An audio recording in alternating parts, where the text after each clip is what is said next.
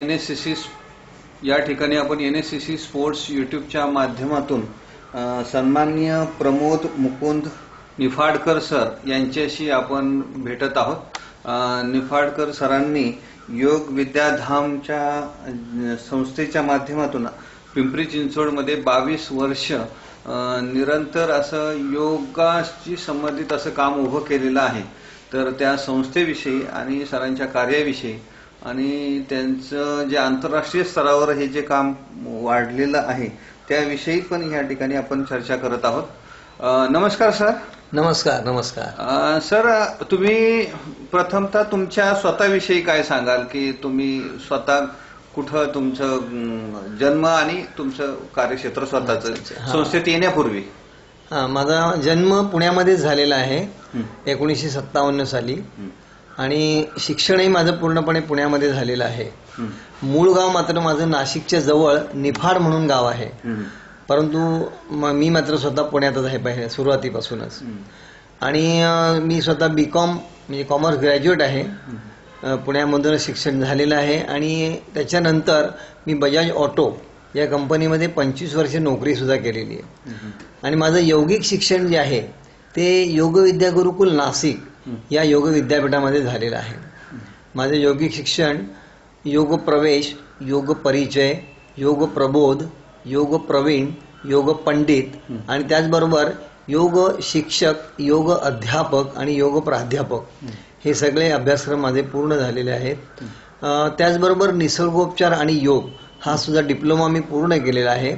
आणि massage therapy ह्या दोन्ही डिप्लोमा मी स्वतः पूर्ण करून आता त्याचाही अभ्यासक्रम शासनमान्य अभ्यासक्रम आपण स्वतः चालवत आहोत। सर, तुम्ही जे सांगितलं की या संस्थेची सुरुवातीचे जे 8 वर्ष तुम्ही याच्यामध्ये काम केलं आणि त्यानंतर तुम्हाला तुमचे जे संस्थेचे अध्यक्ष त्यांनी तुमच्याकडे काही म्हणजे जबाबदारी सोपवली, तर त्या सुरुवातीच्या काळासंदर्भात काय सांगाल तुम्ही? तर ही जी आमची योग विद्याधाम पिंपरी चिंचवड संस्था आहे याचे संस्थापक आहेत कैलासवासी योगाचार्य श्रीकांत जोगळेकर सर। तर यांनी ही संस्था 1987 साली स्थापन केलेली आहे। त्यांच्याबरोबर आणखीनही पदाधिकारी होतेच। आणि मी त्यावेळेस ह्या संस्थेमध्ये मी 1990 पासून जॉईन झालोय। आणि 1990ला म्हणजे मी योग शिक्षक पूर्ण केलं, त्याच्या आधी 2 वर्ष मी शिकत होतो। आणि शिकण्याच्या बरोबरच त्यांनी हळूहळू माझ्याकडे काही कामाच्या जबाबदाऱ्या देत गेले। आणि मग मी त्याच्यानंतर सुरुवातीला कार्याध्यक्ष म्हणून या संस्थेमध्ये काम केलं। त्याही जवळजवळ मला आता 17-18 वर्ष होत आली आहेत। पहिले 9 वर्ष कार्याध्यक्ष, त्याच्यानंतर मग मी केंद्र प्रमुख म्हणून या संस्थेचं काम बघतो आहे। तर अशा पद्धतीने ही जबाबदारी श्रीकांत जोगळेकर सर यांनी माझ्याकडे सोपवली आणि जशी जमते त्या पद्धतीने मी ती पूर्ण करण्याचा प्रयत्न करतोय। सर, तुम्ही जे सांगितलं की बाबा या संस्थेचा कार्यभाग हा पिंपरी चिंचवडमध्ये पसरलेला आहे, तर त्याचा अकॅडमिक वर्क संदर्भात काय सांगाल तुम्ही की बाबा संस्थेचे कोर्सेस आणि त्यांचे उपशाखा वगैरे त्या संदर्भात काय? तर साधारणपणे योग विद्याधाम पिंपरी चिंचवड ही संस्था देहू रोड पासून ते साधारण बोपडी ह्या एरियापर्यंत कार्यरत आहे। म्हणजे सांगवी हा भाग सुद्धा येतोय त्याच्यामध्ये, इकडे प्राधिकरण पूर्ण येतं आणि भोसरीपर्यंतच्या एरियामध्ये आम्ही संपूर्णपणे काम करतो आहे। आणि साधारणपणे 400 योग शिक्षक या परिसरामध्ये आमचे कार्यरत आहे।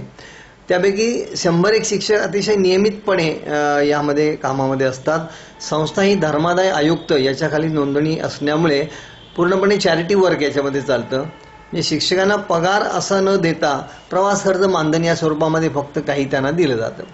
आणि यामध्ये अनेक प्रकारचे वर्ग, योगाचे वर्ग आम्ही घेतो।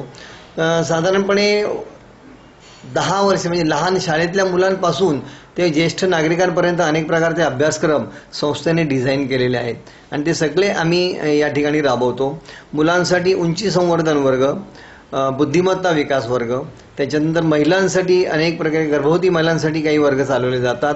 त्याच्यानंतर मासिक पाळी या तक्रारी येऊ नयेत याच्यासाठी काही वर्ग चालवले जातात। इतर जनरल सगळ्यांसाठीच म्हणजे व्यावसायिक मंडळी असतात, बँक कर्मचारी असतात, बैठक काम करणारे, IT मध्ये काम करणारे, या सगळ्यांसाठी वेगवेगळे उपक्रम आम्ही राबवतो। आणि ज्येष्ठ नागरिकांसाठी विशेषतः योग संजीवनी हा एक सुंदर अभ्यासक्रम आमच्या गुरुवारांनी डिझाईन केलेला आहे. कारण प्रत्येक वयोगटाप्रमाणे योगाभ्यास केला गेला पाहिजे, अन्यथा त्याचा त्रास होऊ शकतो. कारण प्राचीन ग्रंथामध्ये असा उल्लेख आहे की युवा वृद्धोती वृद्धो वा व्याधितो दुर्बलोपवाहा अभ्यासात सिद्धी मापनोती सर्व योगेश्व तंद्रितः. म्हणजे युवक, वृद्ध, अतिवृद्ध, व्याधित, दुर्बल सगळ्या प्रकारचे लोक योगाभ्यास करू शकतात. परंतु प्रत्येकाने आपल्या आपल्या क्षमतेप्रमाणे आपल्याला काय सूट होत आहे त्याप्रमाणे तो केला पाहिजे. आणि तसेच अभ्यासक्रम गुरुवार्यांनी आमच्या डिझाईन करून दिलेले आहेत. सर, तुम्ही या ठिकाणी सांगितलं की प्राचीन काळापासूनच ह्या संदर्भातलं योगाची आपली परंपरा आहे. तर त्याच अनुषंगाने तुमचं जे काय योग विद्याधामची जी परंपरा आहे त्या संदर्भात काय सांगाल? अच्छा, तर योग हा खरं म्हणजे भारतीयांची संस्कृतीच म्हणावी लागेल, भारतीयांची परंपराच म्हणावी लागेल. आणि प्राचीन काळापासून योगविद्या ही आपल्या भारतामध्ये अवलंबली जाते. साधारणपणे भगवान शिवशंकरांच्या पासून याचा स्रोत आहे असं मानलं जातं. आणि अनेक आश्रमां परंपरामधून हा अभ्यासक्रम पुढे पुढे गेलेला आहे. तर आद्य प्रणालीमध्ये पतंजली महामुनी यांना योगशास्त्राचं आद्य प्रणेते मानलं जातं आणि हे 2500 वर्षापूर्वी होऊन गेलेले आहेत. त्यांनी शोध लावलेला नाहीये, योग हा त्याच्या आधीपासूनच आहे, परंतु हा सगळा विखुरलेला योग एकत्रित केला आणि योग्य दिशेने त्यांनी प्रवाहित केला. म्हणून योग महर्षी पतंजली यांना त्याचं आद्य प्रणेते मानलं जातं. आणि पुढे मग हठप्रदीपिका, घैरणसंहिता अनेक ग्रंथामधून पुढे पुढे हा योग आपल्यापर्यंत आलेला आहे. आणि आता आधुनिक काळामध्ये जर आपण विचार केला तर अनेक योगतज्ञ त्याच्या पतंजली विद्यापीठाचे रामदेव महाराज आहेत, अय्यंगार गुरुजी आहेत, कैवल्यधामचे गुरुजी आहेत, असे अनेक लोक ह्याच्यामध्ये आहेत. तर आमची जी संस्था आहे योग विद्याधाम पिंपरी चिंचवड, तर ही संस्था योगविद्या गुरुकुल नाशिक या संस्थेशी संलग्न आहे. आणि योगविद्या गुरुकुल नाशिक या संस्थेला सगळ्या अभ्यासक्रमांना महाराष्ट्र शासनाची मान्यता असून पुणे विद्यापीठाची योग संशोधन संस्था म्हणूनही मान्यता आहे. त्याचे जे कुलगुरू आहेत विश्वासजी मंडलिक, हे स्वतः मूळ त्यांचं जे शिक्षण प्राथमिक झालं डिप्लोमा इन योग एज्युकेशन हे लोणावळ्याला कैवल्यधाम म्हणून एक संस्था आहे त्या ठिकाणी झालेलं आहे. आणि त्याचबरोबर पुढे त्यांनी आध्यात्मिक शिक्षण बिहार स्कूल ऑफ योग याचे स्वामी सत्यानंद सरस्वती यांच्याकडून घेतलेलं आहे. तर स्वामी सत्यानंद सरस्वती यांच्या नंतरच्या परंपरेमध्ये आता निरंजनानंद सरस्वती हे त्या आश्रमाचे पूर्णपणे काम पाहतात.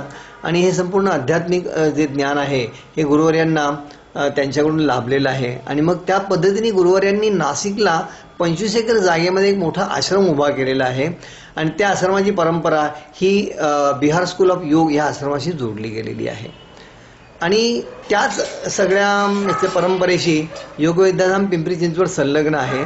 त्यांच्या माध्यमातून जे काही आम्ही अभ्यासक्रम राबवतो या सगळ्या अभ्यासक्रमांना परीक्षा घेण्याचं काम त्या विद्यापीठामार्फत केलं जातं आणि विद्यापीठ त्याचं परीक्षा घेऊन प्रमाणपत्रही देतं. तर अशा प्रकारे अनेक प्रकारचे उपक्रम या परंपरेमध्ये आम्ही पुढे पुढे चालवत असतो. त्याच्यामध्ये योग प्रवेश, योग परिचय, योग प्रबोध, योग प्रवीण आणि योग पंडित हे जे अभ्यासक्रम आहे हे स्वतः योग शिकण्यासाठी म्हणून आहेत.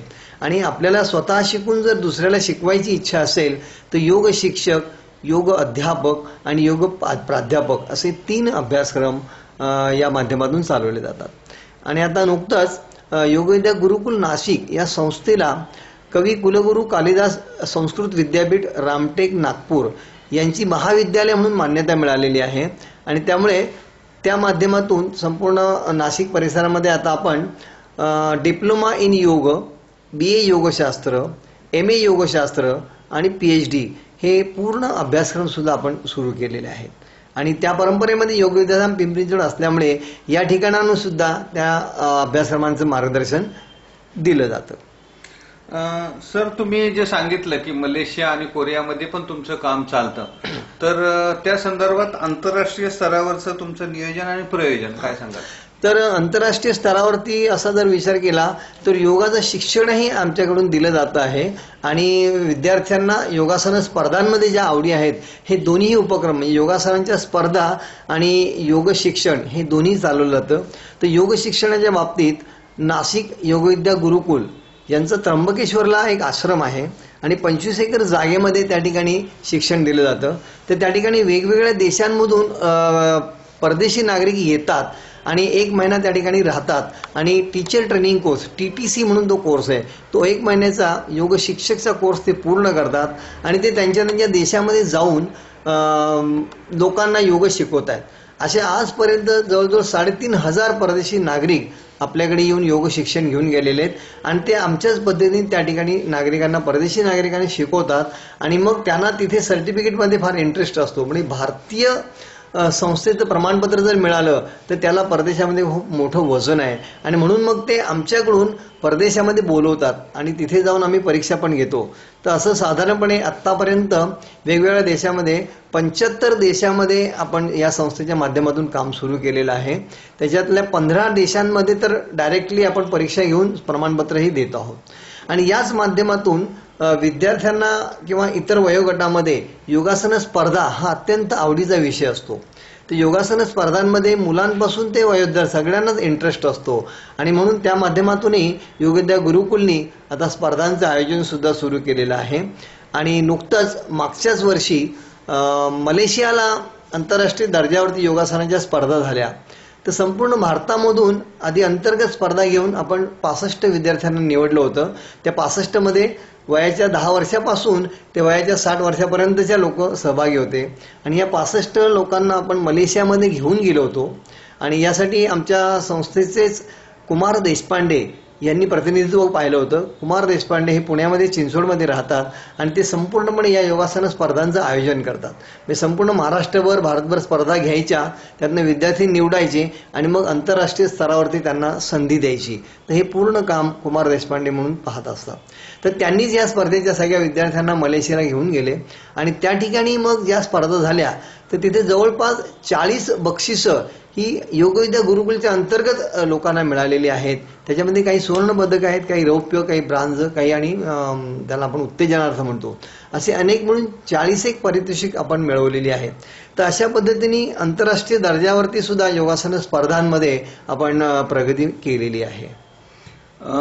धन्यवाद सर. या ठिकाणी स्वामी डॉक्टर ऋषी धर्मज्योती विश्वास मंडलिक सरांचं हे तुम्ही काम पाहून हे भारताचं जे योग आहे त्याला एक आंतरराष्ट्रीय स्तरावरती 204 देशामध्ये विकास म्हणजे नेण्याचं काम हे तुमच्या मार्फत होत आहे. तुम्ही राष्ट्रीय स्तरावरती पण एक चांगल्या दर्जाचे पदाधिकारी आहात आणि तुमच्या माध्यमातून पिंपरी चिंचवडचं नाव हे आंतरराष्ट्रीय स्तरावरती निश्चित जाईल अशी मला आशा वाटते. आणि NSCC स्पोर्ट्स YouTube चॅनलला आपण मुलाखत दिली त्याबद्दल धन्यवाद.